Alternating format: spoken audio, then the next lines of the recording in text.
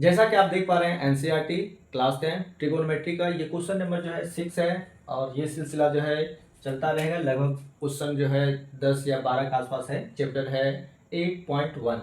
तो यहाँ पे दे रखा है प्रश्न कि एंगल ए एंगल बी ये जो है एक्यूट एंगल है। ठीक है, एक्यूट एंगल कैसा एंगल है?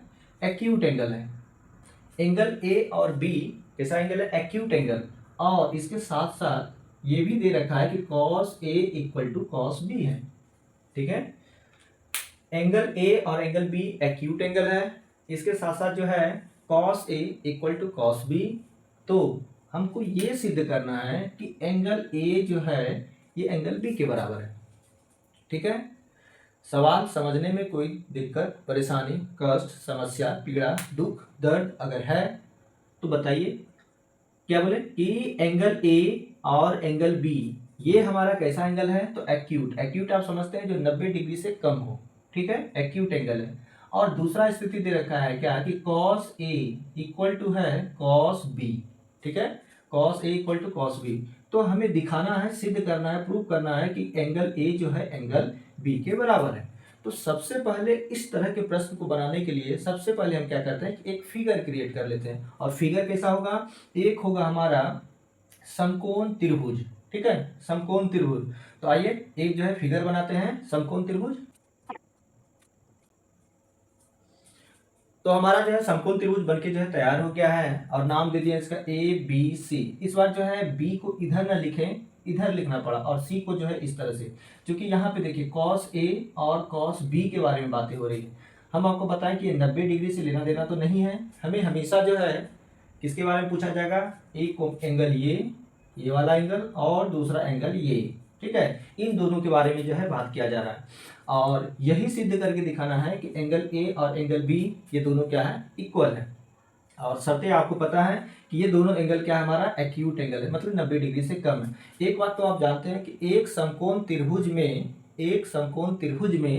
3 कोण होते हैं और 3 कोण में से अगर एक कोण 90 डिग्री का हो, क्या बोले? 3 कोण में से अगर एक कोण 90 डिग्री का हो तो बाकी का जो दूसरा कोण होगा वो हमारा क्या होगा? एक्यूट ही होगा।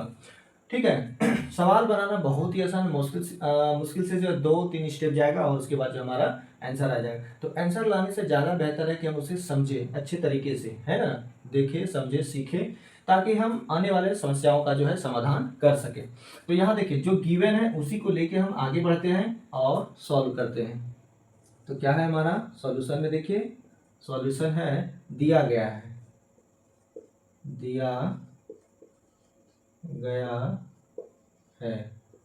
क्या दिया है? Cos A equal to cos B. ठीक है, cos A equal to cos B दिया गया। क्या बोले? Cos A equal to cos B. अब हमको बताइए कि एक त्रिभुज में कॉस क्या होता है? अरे भाई बार बार हम समझा रहे हैं तुमको कि कॉस जो है, क्या बोले, कॉस जो होता है, कॉस देखिए कॉस क्या होता है? कॉस हमारा होता है बी बाय एच। ठीक है, कॉस क्या होता है हमारा? B by H.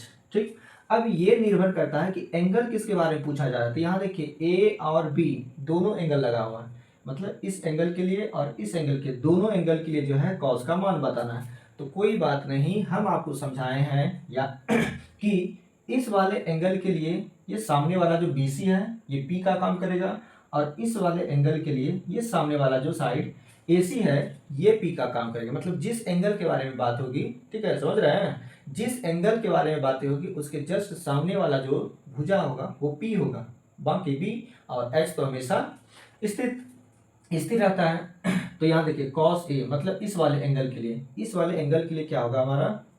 यहाँ cos A ये हो गया हमारा AC अपॉन AB, है ना। इस वाले कोण के लिए ये हमारा क्या होगा? B और H तो AB है ही। ठीक है, इक्वल टू, अब देखिए cos B मतलब इस वाले एंगल के लिए पूछा जा रहा है, उस वाले एंगल के लिए B कौन होगा? तो B होगा हमारा BC। ठीक है, और H वही होगा AB। ठीक है, अब देखिए यहां से आप AB जो है कट कर सकते हैं, या फिर जो एक स्टेप और जाना है तो पुनः कोनी गुना कर दीजिए, क्रॉस मल्टीप्लीकेशन कीजिए। AB इक्वल टू ये हो गया AB इंटू BC। अब यहां से देखिए हमारा AB जो है कट गया। कट गया और यहाँ से हमारा क्या आ गया, इसलिए ए सी इक्वल टू बी सी। ये जो ए सी है, ये जो ए सी है, ये वाली भुजा ये इस वाली भुजा के जो है बराबर आ गया। बस हो गया, कहानी खत्म। अरे भाई किसी भी समकोण त्रिभुज में, क्या बोले, किसी भी समकोण त्रिभुज में अगर दो भुजाएं आपस में बराबर हो, क्या बोले, दो भुजाएं अगर आपस में बराबर हो तो उसका दोनों एंगल भी क्या होगा, इक्वल होगा। दो भुजाएं अगर आपस में बराबर हो, अगर ये दोनों भुजाएं बराबर है तो इसका मतलब ये दोनों एंगल भी हमारा क्या होगा, इक्वल होगा। हेंस इसलिए हम कह सकते हैं, इसलिए angle A equal to angle B. ठीक है, यही हो गया हमारा प्रूफ, यही सिद्ध करके जो है दिखाना था।